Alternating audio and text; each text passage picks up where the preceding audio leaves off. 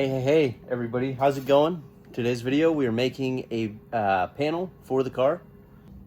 So I got this little piece of aluminum here that we're gonna bend up. I took some measurements of inside the car. So we're gonna get that mated up to this.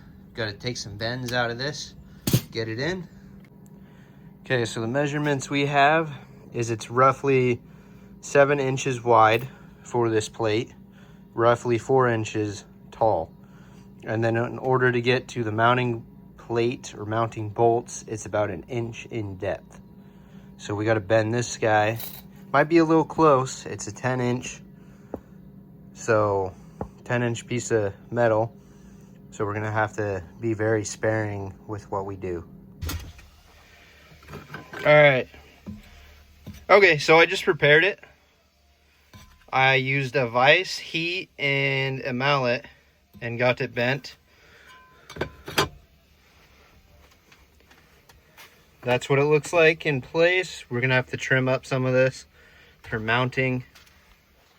All right, this is kind of what it will look like. I just have a pencil in there to mock it up so I can drop it down a bit, but hey, that's not a bad fit. I wish I didn't mess up this corner. That's very obvious, but that ain't bad. I'm okay with that. All right, just drilled the holes. We got the anti-lag switch on the left and we got the battery disconnect on the right.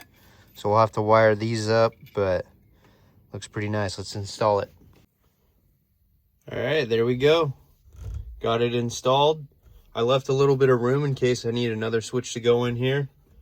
I also accidentally put this guy a little low, thinking that the switch was gonna be on top here, which is fine.